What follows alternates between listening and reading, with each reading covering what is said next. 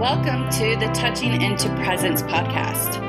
This podcast is for people who are interested in bodywork, empowerment, and somatic-based practices. I am Nikki Olson. I'm Andrew Rosenstock. We are certified Rolfers. Collectively, we're trained in various movement and bodywork therapies with an emphasis on somatic awareness and client resilience. Through conversations, our goal is to share and explore mind-body paradigms to offer empowerment possibilities. Today we're in conversation with Gail Wetzler. Gail's studies and work history is incredibly extensive, and to even attempt to mention a portion of it would not do her justice. Gail earned her diplomate from the Barral Institute in 2005, her equine diplomate in osteopathy from Vlugen Institute of Equine Osteopathy in 2009, and her doctorate in physical therapy from the Rosalind Franklin University of Chicago in 2013. In our talk, we explore what Barral work is, the history of it, and how Gail got involved, as well as where she's going with it these days. We'll also talk about the upcoming symposium she's put together, new foundations, new partnerships. Heads up, this symposium sounds incredibly rich, full of information and knowledge with some of the top experts in the field. Gail unpacks a lot of great topics in this conversation, and we hope you enjoy. And with that, let's begin the talk. Hi, Gail. Hi, Andrew, right? Yeah, howdy. Nice to meet you. Hi, I'm Nikki. Hi, Nikki. We did it. Here we are. did it. Yes, thank you. So nice to talk to you. Thank you. We can talk without masks on right now, so this is refreshing. It is. Yeah. Well, I just wanted to thank you so much for taking time to chat with us. I would love to hear I was reading a little bit of your background, and you are definitely well trained and have done a lot with physical therapy as well as with the Barral work and Upledger. And I'm just curious to hear more about that. I did a visceral 1 and 2 training, and that was my first exposure to Barral's work. And I did do an cranial class with Upledger many years ago. But that was a much smaller class. The visceral classes I went to, they were huge, packed rooms, and from so many different practices. And it was interesting. I was meeting a lot of physical therapists, and that was my first time to really see how physical therapists were not just doing exercise prescriptions. They were really more involved with the body. And so I just love to hear firsthand your experience, and from a teacher's point of view, how that's evolved. Well, for me, it really evolved years ago. As a physical therapist, I really was curious at what I was going to do, right, when we were going to college and et cetera. And I love animals. And I was thinking about veterinary medicine. And to actually put me through college, I became a vet tech. And at the time that I was going through college, it was a lot of surgery and medications. And I knew and felt my gifts were in my hands. And I thought, well, I'm not sure if I really want to do veterinary medicine because of that component. What can I do with my hands? What can I do with, I was really good in athletics, and just so what would I fit into, because those were my loves and my passion. So I wanted to follow that. And when I was in college, I had a professor who was very profound in guiding us and asked, what is most important to your heart? And I wrote down our health. So when I combined the love of movement and athletics and health, so Cuss came toward physical therapy. So I started physical therapy, and I was very interested in much more the hands-on part of the work. Yes, we learned about massage, we learned about structure, we learned about posture, we learned about exercise and all the modalities. But my draw seemed to be going toward what my hands would tell me from the body.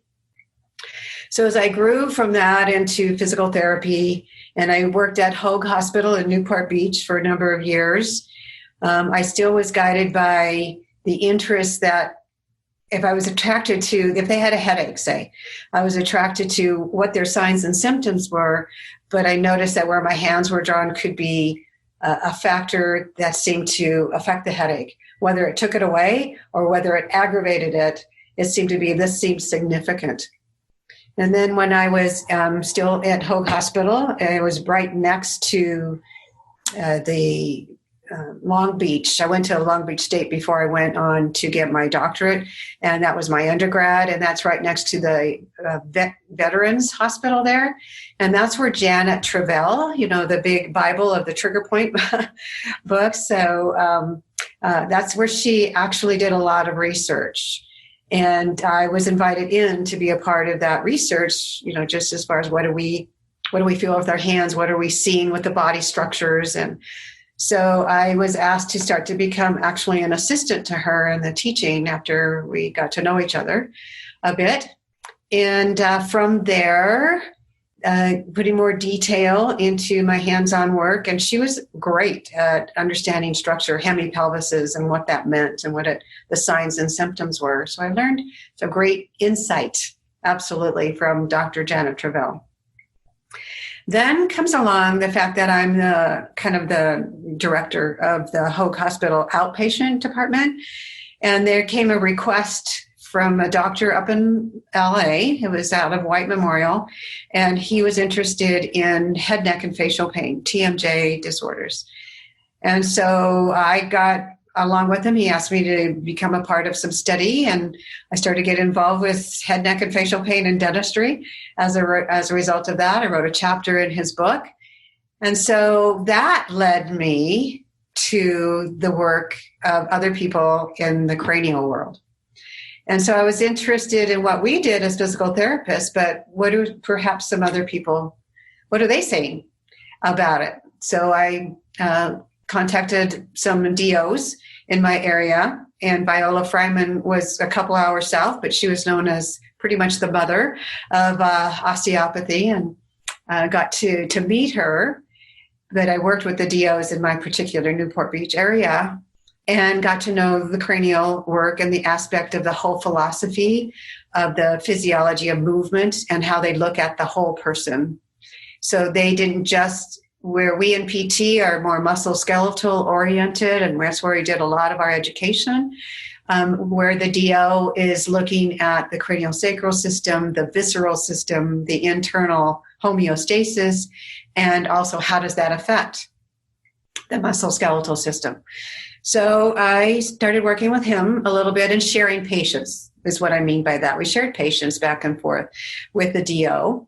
And then I hear about Dr. John Upledger, and he was at Michigan State. My dad went to Michigan State. My daughter started to go to Michigan State just to get her graduate degree. And so I started going to meet with him and just trying to understand what his philosophy was. Because it was different. It was about a system within the cranium as far as CST procedures and the dynamics of that.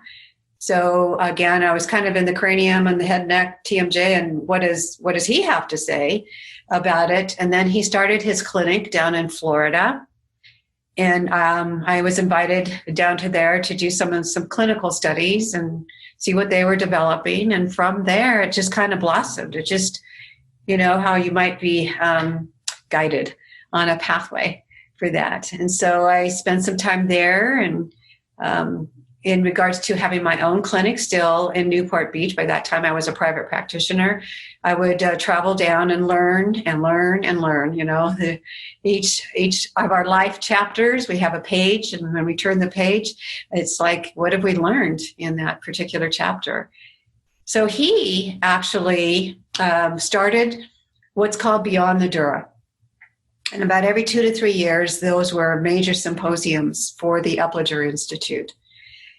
And in 1978-79, we had one that he invited Jean-Pierre Barral over to. And I did not know Jean-Pierre at the time at all. I was presenting at Beyond the Dura on multiple personalities and what we could do from a craniosacral point of view and what changes we were making and seeing.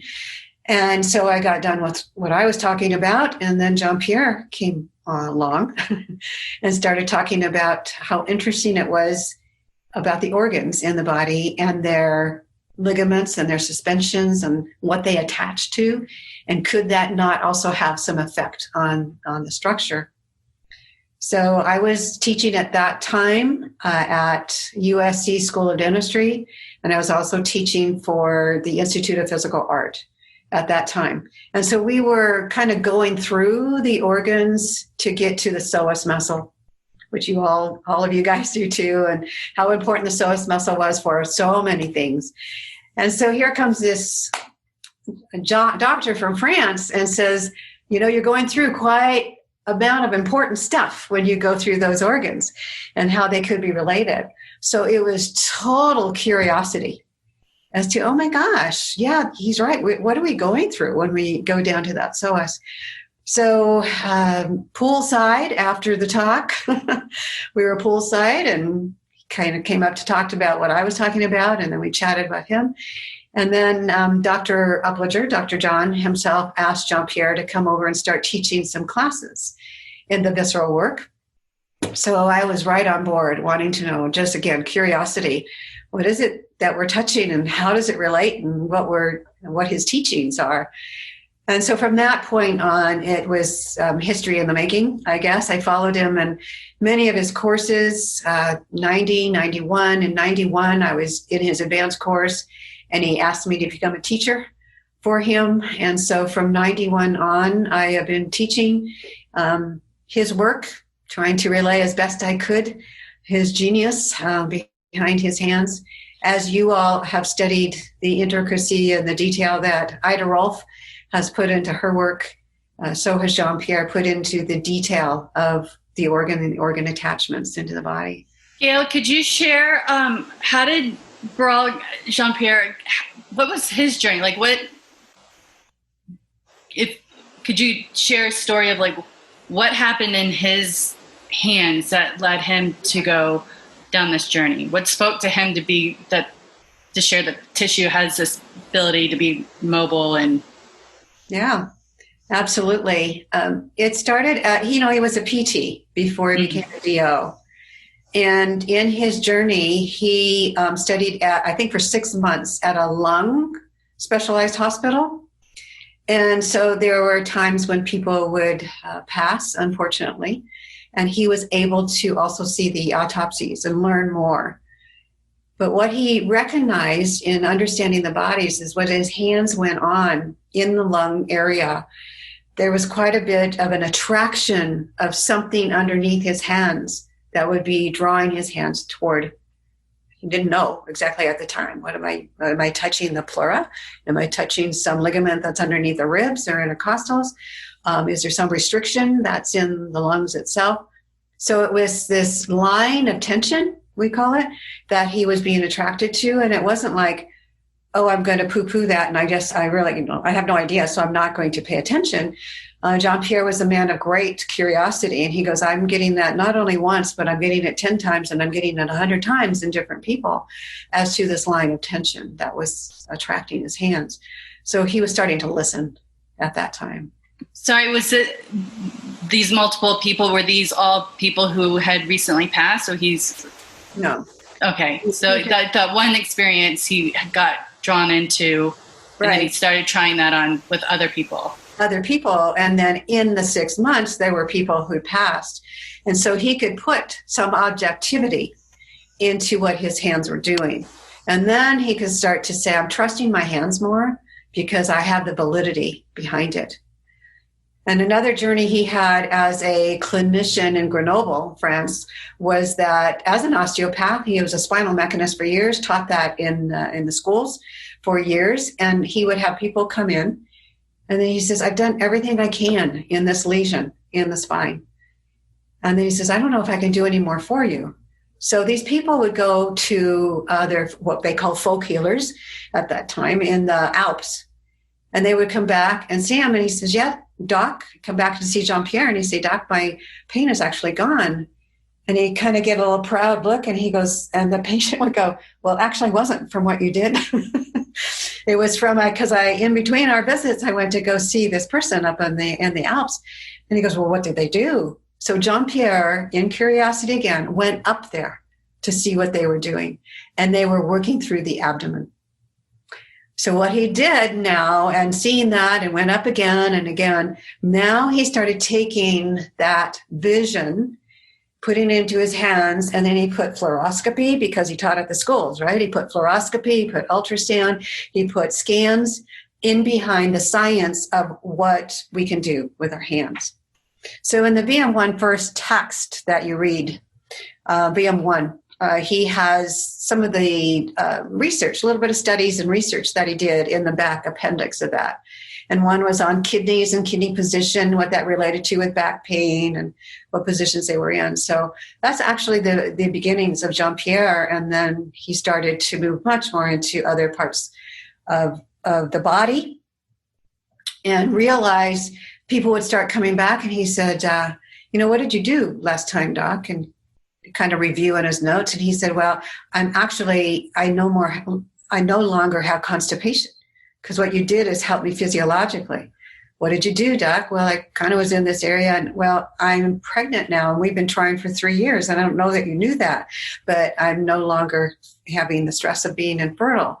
And so then he noticed mood changes. And in time, over the years, he was starting years ago to see the gut-brain axis come from working the organs in the body. And now we know how much that works through the vagal nerve. But at the time, it was like just thinking the axon or the reflexes from the organs affecting the central nervous system and traveling up through the nuclei.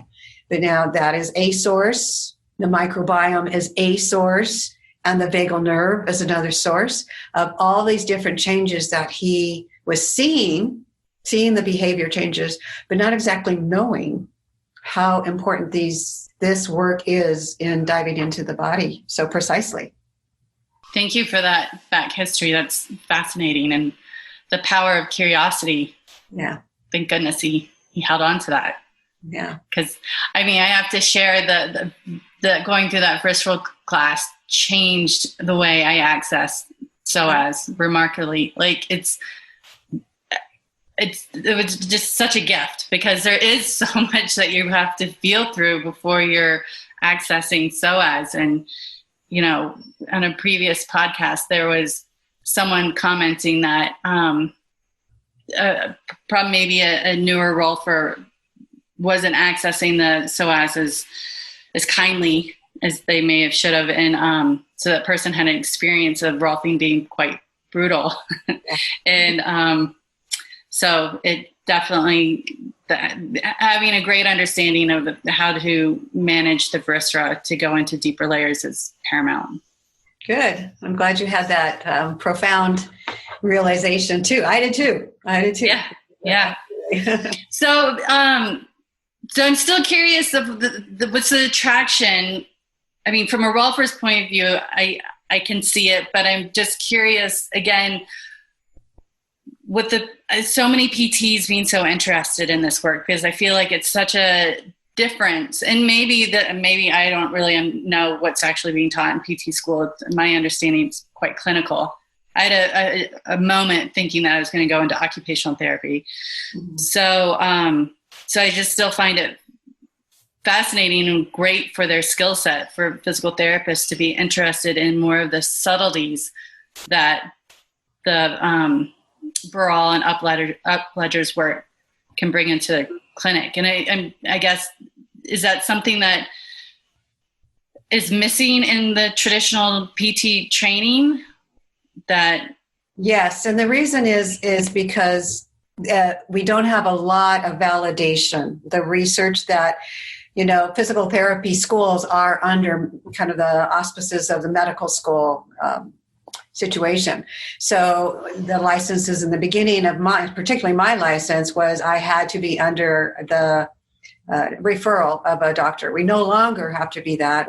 Most of us have doctorates now. We no longer have that. But at the time, that's what our education was.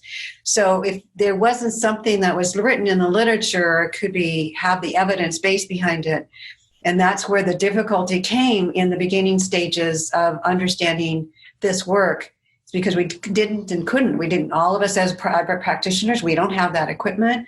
And those that worked in the hospital were more rehab-based, neuro-based, exercise-based. And so they may have stayed into that side of the physical therapy education. So the challenges were that how can we see and sense that actual movement of an organ did occur?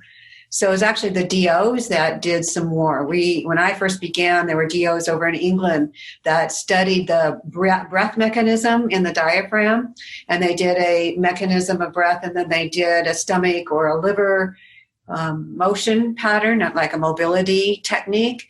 And then we saw the differences of the breathing pattern. And so we started to see some things that were actually objective. So to bring back also the interest level, I think it's in a PT world, it's individual. And it's the results that speak. And it was more people like taking these beginning courses that would go back like you and go to their colleagues in the clinics or in the hospital and say, oh my gosh, I just took this course and you've got to take it, or you've got to at least see what we do with it and see the changes. And the changes were coming not so much that we could visibly see a liver change or a kidney change and that. It was how we related it to shoulder dysfunction, hip dysfunction, neck dysfunction. And the anatomy is our Bible, and knowing the anatomy. So the severity of cervical lordosis and how much ever we did in actual mobilization of a facet or the vertebrae or the muscles around it, and they would come back without lordosis. And when you know the mid-cervical fascia and it connects to the pericardium, and over the pericardium affects the phreno-pericardial ligament into the diaphragm, and when we can make the changes into the depth of the thorax, that's what's going to change the dynamics of what may pull a person into a kyphotic thoracic or a cervical lordosis. It was amazing. It was amazing. So it was the changes that you can't fool our eyes, right? And you can't fool the fact that we did a pre-test on a shoulder evaluation or a hip evaluation or a knee, and we would see what the listening, I'm sure we're going to talk about that, what the listening in an area would take us to, and find the source, find the root cause, from a musculoskeletal point of view, and we wanted to look at the body 3D. And that's what this gave us. Yes, I had a wonderful experience after delivering my first kid. Natalie, she's a visceral in Boulder. Yep. So yep, sure you do. Yeah, she's great. And so I had received some prenatal massage from her and just like kind of just checking in and all that. And then soon after I delivered, it's just, I wanted to kind of do a little check-in. And then when she showed up, I was like, for some reason, I just want to let you know my throat hurts. I was like, I don't feel sick, but I just want to let you know my throat hurts. And so she does a whole, reading and everything. And she's like, yeah, you have a little snag in your dura. I had an epidural with my first kid. And so sure enough, she does her magic along my spine, and then my throat felt fine afterwards. And another same thing. I don't know if it's just my thing because I have scoliosis, that maybe I get a little bit more wound up in my spine. Another time I had seen her, and I was like, I've had a chronic headache for days, and I thought maybe I was dehydrated. I was like, I've been drinking tons of water. I don't know what it is. I'm not a person that's prone to headaches. And she again does her thing and, does the listening and goes to the source. And I had another little hang up going like right into my cranium. And and then walked out of there and I was headache free. It's like, definitely feels like magic, but I know there's a great deal of study and learning in it. But again, it's so the power of the listening and letting the body guide you is powerful. Can you speak to that a little bit? Yeah, I'd say that it is the heart of our work. And we can see a shoulder on the outside and it has an impingement of some kind, and we see where the restrictions are on the outside of our body. And so we can evaluate that, and it's very observable. But to see if there's changes that are going on underneath the abdominal wall cavities that way, it's not so easy. So we want to have some kind of pre and post evaluation as to, I wonder if we are actually making changes when we go in to survey things that are on a 3D.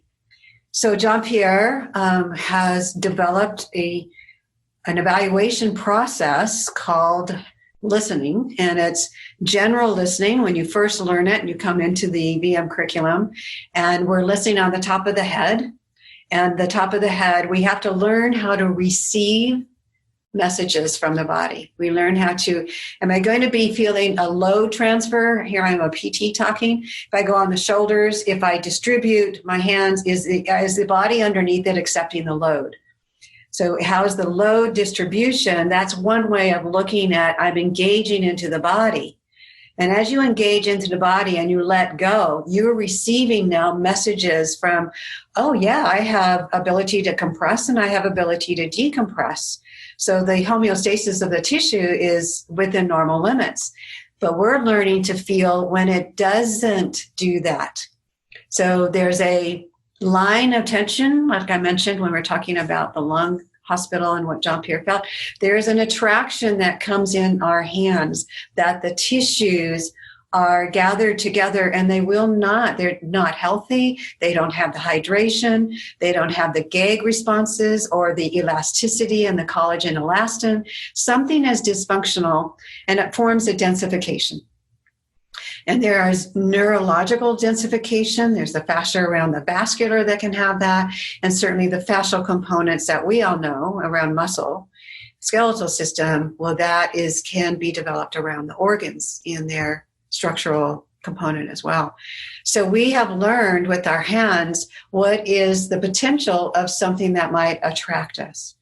And how he taught us was so interesting in our first courses is that underneath, say, the person's clothing, if there was scar tissue, and he opened up our mind to feeling that you can feel just the skin and you can feel the temperature of the skin.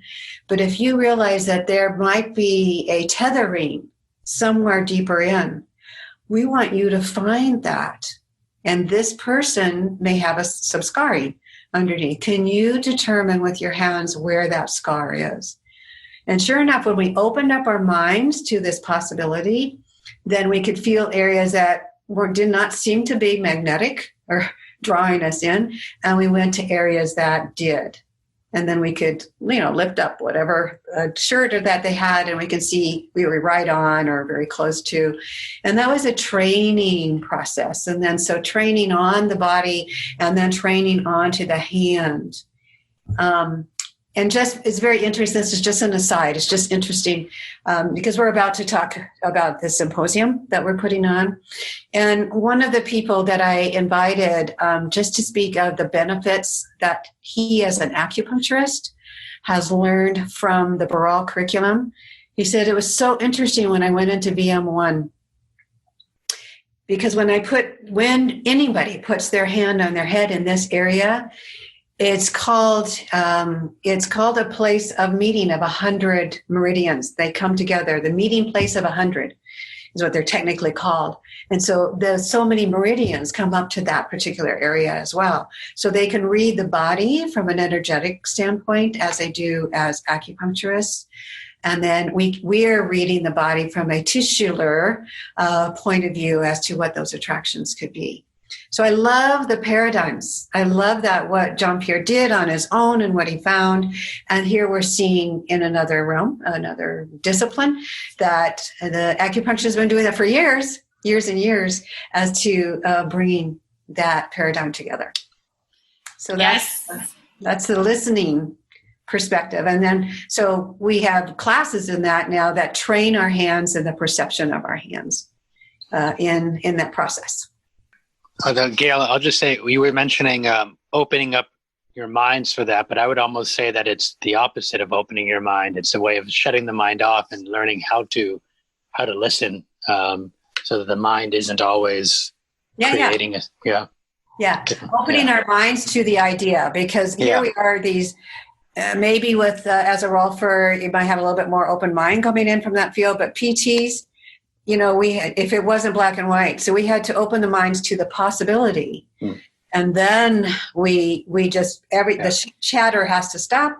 And now we do the listening with our hand and the focus with our hand and the quality of perception with our hand. So you're right, but we had to start somewhere. I was making more of a play on words a little bit, but Well, I would love to talk a little bit more of your symposium that you're launching in the end of the month, I believe. I signed up for it. Okay. And I think it's, definitely for our listeners, and I think it would be great definitely for the SI community, because there's so much. I mean, it took a handful of some of the lead teachers to take some of the broad work, and now I feel like you've probably seen a ton of rolfers coming through the program. So it's so complimentary to our work, and like I've already said, with the PT world, it was just fascinating. And even I have a life also in the physical fitness world, and so like I said, when I took my first visceral class and being in that huge conference room, I forgot what hotel it was mind-blowing of all the different type of people there to learn this work, and how it's so applicable to so many different people in the mind-body world. And so if you could share a little bit more I'm kind of curious too of like why spearhead this, like what brought you motivated to do it, and then just share for people who might be interested in how they could sign up for it. Yeah, the interest for myself personally, because I asked the Institute, would it be possible if we could do this? It is because I'm a teacher and I go all over the world, and the interest level of a psychologist versus a nutritionist, and acupuncturist and rolfers and Feldenkrais practitioners and massage therapists, PTs, OT, speech, it was a beautiful bringing together of people as to helping somebody. How can we help? I think all of us went into our fields because we wanted to be able to help others. And when we saw, and I'm just so thankful that both Dr. John Upledger and Jean-Pierre opened up this work, not only to DOs and or PTs or chiropractors, but opened up this work to all of our worlds, so we can share it with a number of people that come into our clinics. And so I was seeing that I specialize a little bit in concussions now, and I was an athletic trainer as well as PT and moving on. And so that was a world of mine that I was quite interested in. And so in 2012 and 13, we started to do some studying into the concussions and how we as manual therapists can help make a difference. In that realm, and that as well, in Newport Beach, I worked pretty much across the street from Dr. Daniel Amen, and he is a developer of the brain SPECT scan. His sister came in to see me, and I made changes. She had a severe car accident, and we made changes with the work that we did. He actually called me and said, "What are you doing?" So he was interested in what we could do with his ADD, ADHD, and some of the kids that he was seeing. So here we were cross-referencing, and we did a research on the effect of visceral manipulation on the brain with him. And then we see Feldenkrais practitioners come in and see that the movement that they do, the subtleness of their movement, how it correlated with the subtleness of the movement in the organs. And then we have Pilates people and focusing on, if I can feel this restriction and it's not engaging their core, is there something underneath the core musculature that is not allowing this to engage? So we were talking with Pilates instructors. We talk with rolfers. I know John Martin, Jan Sultan, Bruce Schoenfeld. Those are all friends of mine. And to the intricacy of structural integration and how beautifully this relates to starting from the foot, from the ground up, and how you all evaluate the structure in the protocols that you do. So it just became so a conversation that was so important in bringing these disciplines together, that's what I wanted to do. And so the name of the symposium is New Foundations, New Partnerships. And to realize that what you have in your skill might be something a little bit more beneficial for this particular patient I have on the table right now. And so to be able to say, I can take you so far, or let's join together with you, Nikki, as you're working with someone, and then I have the detail perhaps of where that root cause could be, but you're working it through the body with the integration that you're doing. So these new partnerships are part of this symposium, and it is my goal to be able to share with others. And the invitation is out to MDs, functional medicine, integrative medicine, acupuncture, chiro, DOs, PTs, Rolfers, Feldenkrais.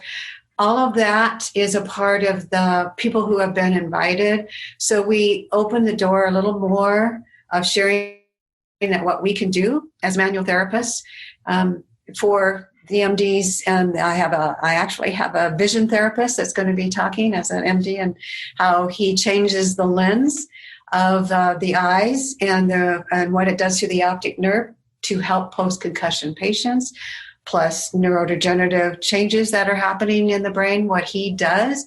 So his skill, what does vision have to do with it, and the brain function is phenomenal. So who is going to be at this symposium?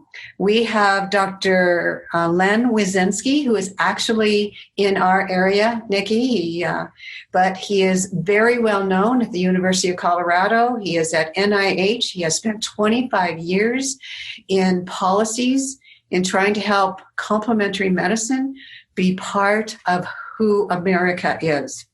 And so he is going to be speaking on his journey and where we are today and what doors are opening for us in different hospitals. And then I have a DO that specializes in regenerative medicine.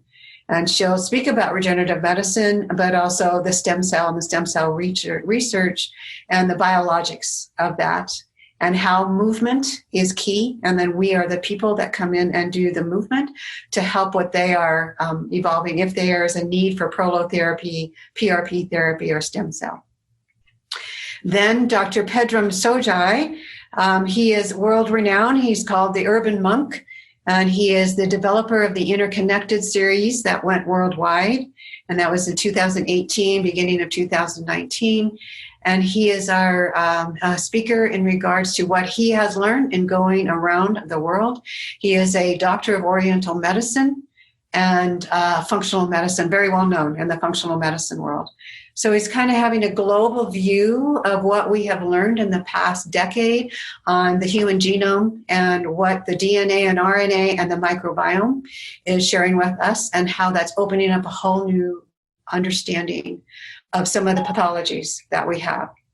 Then I have Dr. Ron Mariotti, who is one of our instructors as well. He's going into the detail of the intestinal system, SIBO, neuroplasticity of the gut and the nervous system. So he's, again, doing more detail of what Dr. Pedram Soja is doing, and he's going into more detail. And as a VM instructor, now he's going to express to everybody in the audience the importance of what we do with our hands and the science behind the hands. And then because this was developed around Jean-Pierre, because Jean-Pierre was, the whole symposium was developed around Jean-Pierre, because he was supposed to be here right now, July of 2020. And he was going to share with us 20 years of research on the brain. So as we all know, COVID has stopped that. And on July 23rd, we were going to have this big symposium with all these teachers, and we were going to have the focus a little bit more on the brain and our evolution in the work that we do with the brain. So here we are leading up to that, and we put it into a virtual program now that you will be taking, I guess, Nikki. So after Ron gets done, the last person on our first day, which is Saturday, July 25th, we will have Tad Wenbeer come on. And he is a phenomenal instructor, phenomenal artist.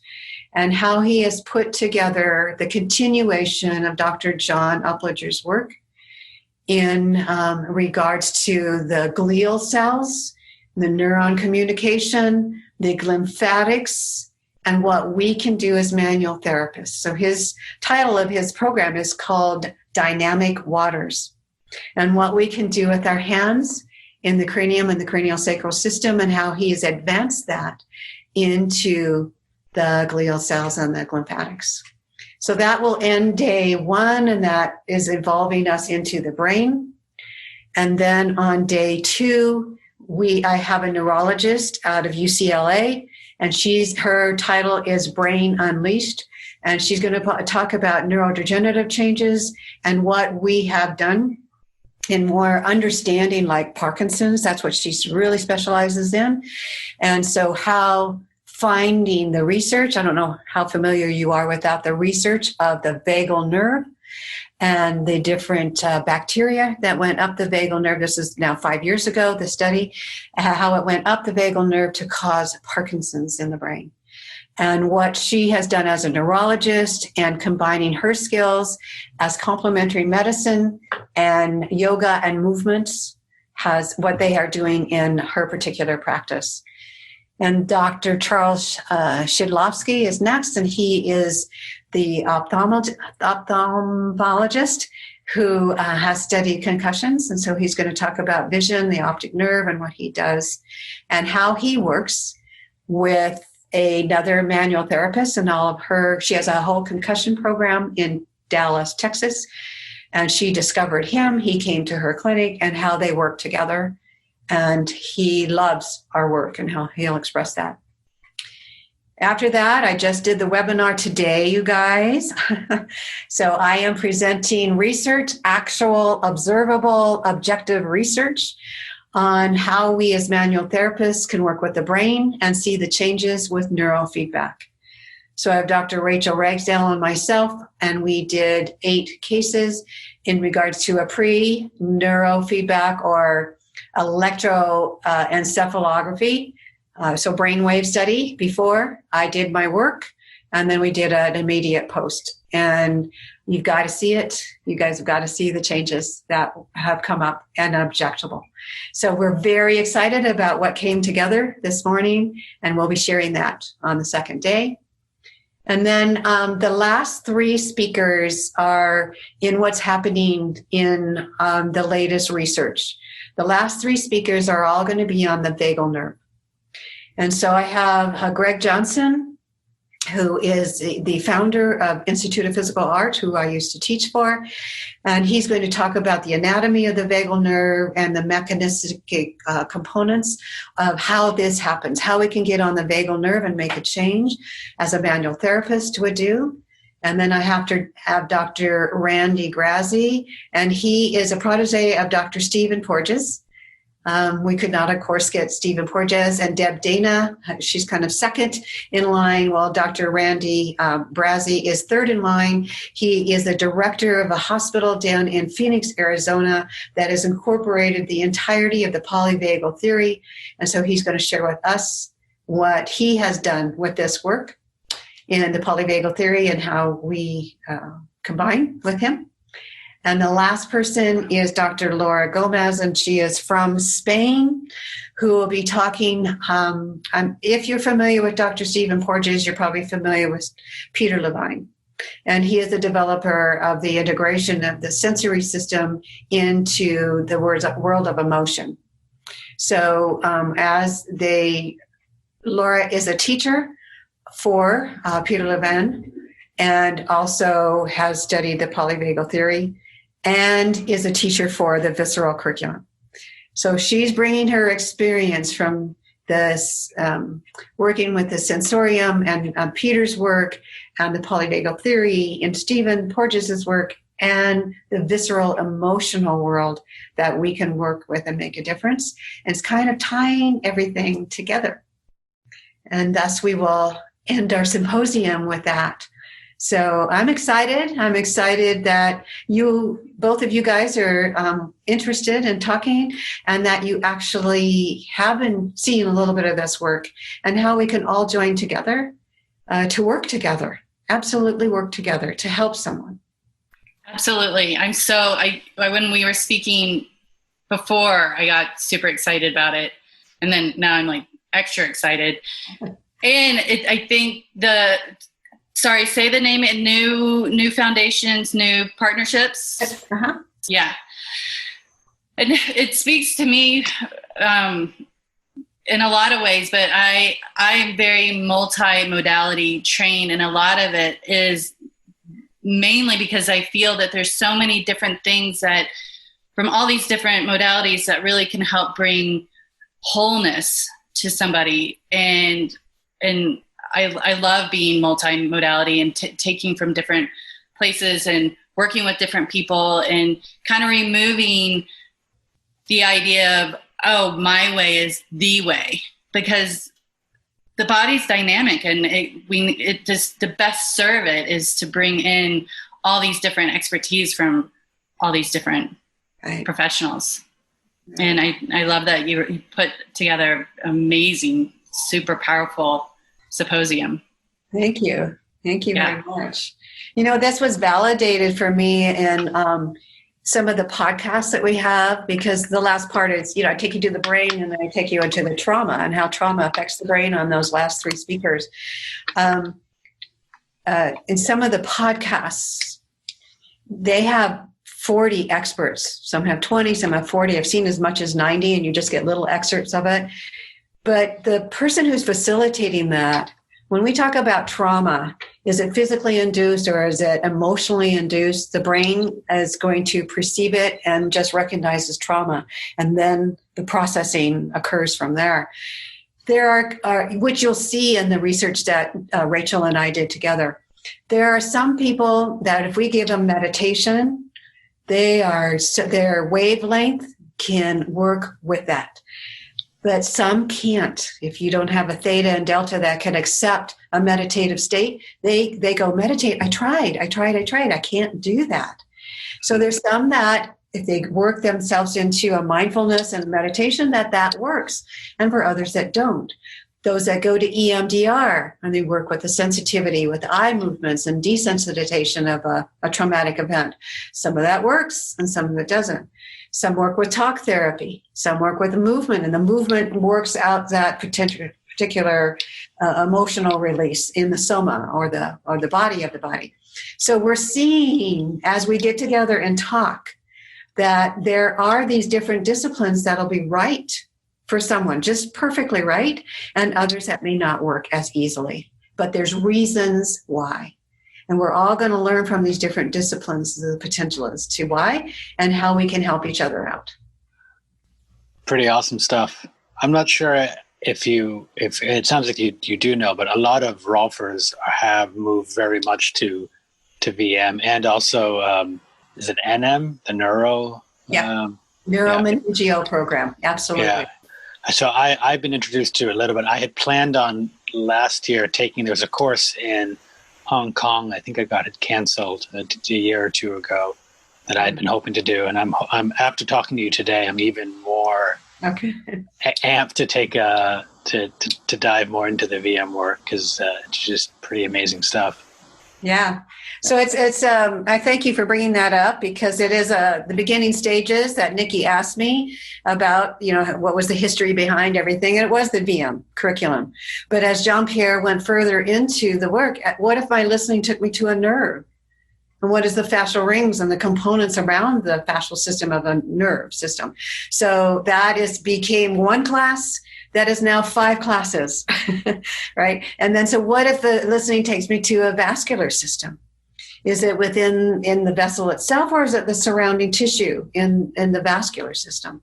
So each of the curriculum that started with 3 classes in the 90s has now grown into so many of the visceral components and the vascular components and the neuromeningeal, and what do we do with the nerves that are the intercostals, and what do we do with manual articular now? How are emotions felt in the joints? So we feel a joint, we can feel the vascular, the lymphatic, the neurological, the soft tissue, and the emotions in that joint. So it's a real training of our hands, and how much Jean-Pierre and his curiosity has grown into this curriculum.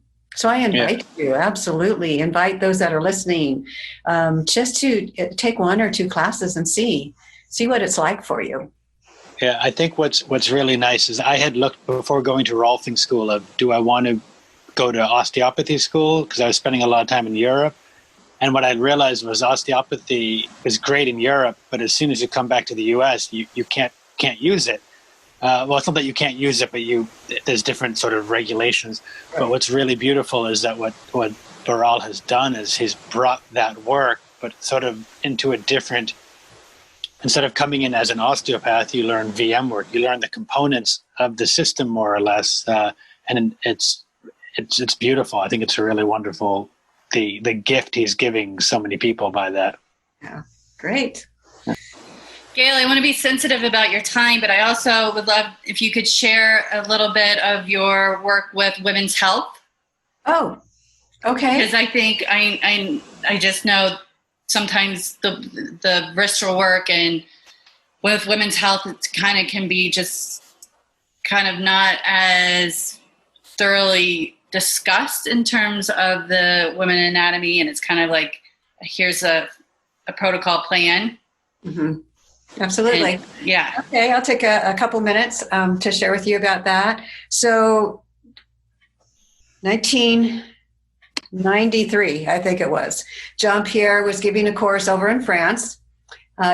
Could not come to the United States to teach this because he had 2 or 3 speakers. One was a midwife and one was an OBGYN and himself. And he had the clients and he was going to be doing internal work, right? So he kept it in France, and where the licensures could be okay with the different groups of people that were coming in. And it was mostly doctors, PTs, and DOs that took this class. And so I was very curious, was interested. I know him for a few years now, and I knew he may not bring this over to the United States. In the courses that we taught in the curriculum at that stages, 91, 92, and 93, the thorax and the pelvis were taught together. And the thorax was given more like 3 days and the pelvis 1 day. And so all of the women health physical therapists in the class came up to me and said, oh my gosh, there's so much more, and there's so much more to learn. And so I went over to France and took this course and translated French to English, had to learn a little bit about that to get around, but it was fun. And it was a fantastic course, absolutely fantastic. Much more detail, much more anatomy. Prostate was in there as well. So the men and the women were... we had to do intravaginal work and interrectal work, so we both were on the same plane at that point. And so it started. And so the Women's Health Organization for the APTA understood that I went over to get this new information. So they asked for me to teach the class. And honestly, at first, Jean-Pierre said, no, if they want to learn the work, let them come over to France, honestly. And so I brought that information back. And so they were a little like, well, all of us can't go to France. We either can't afford it or we're having young kids. That's who we mostly were at that. We're having young kids and how to leave. So I went back personally and did some more study with him over there. And I shared with him what the comments were. And he shrugged his shoulders and he kind of went, I've never, ever not allowed knowledge and education to be shared. Of course, bring this information over. So it was a blessing. And I think it was in like 1995 or 96, I put the course together and we started teaching the women's health course for the APTA. So now it's become a staple for them. I'm teaching again in August up in Longmont, Nikki, so that I do it at least once a year, sometimes twice a year. And it's just helping bridge the gap between the pelvis and the pelvic floor therapists who do go in and do intravaginal work to the musculature. You guys will go in and do some work with the musculature on an external means through the obturator and, work with the obturator muscles and just work the dynamics of the hip in relationship to the pelvis. And we go in if there's something remaining, if there's some root cause after an episiotomy, after a delivery, and the uterus is not just exactly in that balanced place. It's stuck into a side bend and a rotation, and it hasn't come out of it because of the type of delivery that had, if it's suction or forceps. So we can go in and do bimanual or with the uterus, and we're doing intravaginal on the cervix, and we're helping beautiful changes that are to the resource of why this is now infertile or can't get pregnant again, or just a dysfunction in and of itself. They have menses that are difficult for them, or dyspareunia. So we're sharing with them a whole new world of how important the visceral system is and can be to their women that have chronic pain and the dysfunctions that come in. So probably I've been doing it every year since. There was one challenging year I need to share with you, is because this work wasn't evidence-based, and we're an APTA medical right association. And so they did say that we can no longer, there's a big blogs that went on, and no longer teach that. So I was just amazingly disturbed by the fact that I couldn't share the work. Right here, I had this barrier in front of me, and I couldn't share the work that was so profound. But it did one thing for me. It didn't stop me, but what it did for me was provide an opportunity. And this door that closed for me personally, and the work, it opened up for me to say, okay, I am going to go back to get my doctorate. And in my doctorate, which was at Rosalind Franklin University, I am going to put all the material that is in women's health, this VM3 course, the pelvis course that we have, put it into the women's health course, and I'm going to find the literature, I'm going to do some tests, analysis, and I'm going to put the evidence base in the thesis that I gave to Rosalind Franklin as my final piece to graduate. And that was taken back now to the APTA. Even the teachers from Rosalind Franklin invited the president of the APTA into what all this information was.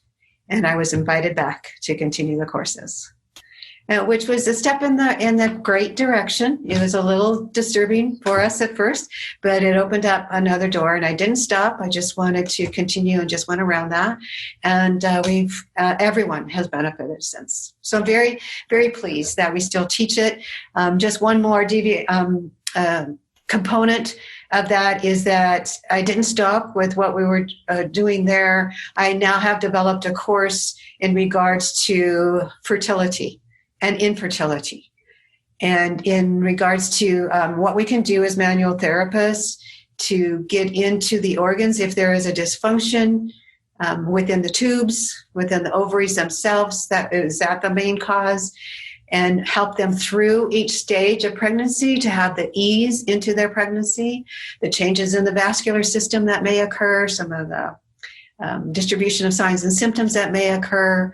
I take them up to the stages of delivery. I'm in a birthing center here in Denver.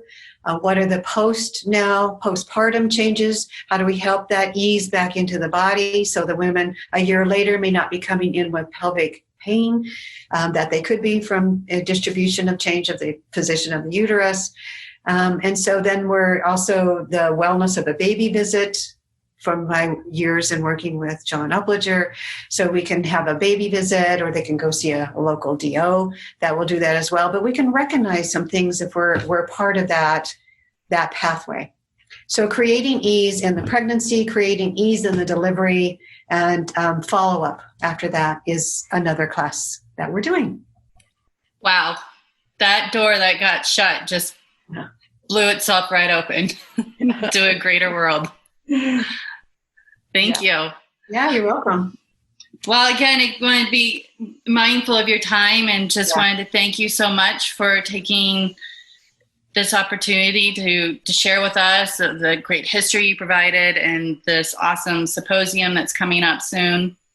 And yeah, it's just a great pleasure to finally have a good chat with you. Good chat. Yeah. Thank you both for inviting me to be a part of your association. And it was a great experience. I really like being a little ad lib, because so many of the times I'm studying and doing so much more different. Just being ad lib and knowing what life was like, it's just a pure pleasure to share with you.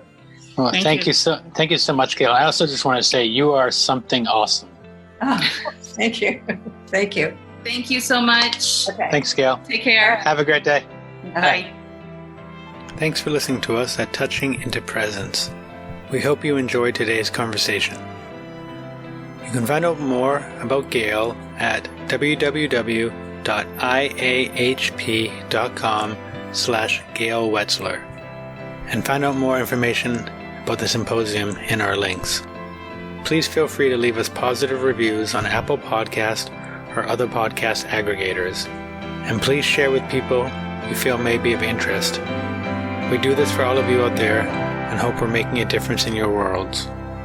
We look forward to hearing back from you and seeing you on our next conversation at A Touching into Presence. Bye-bye.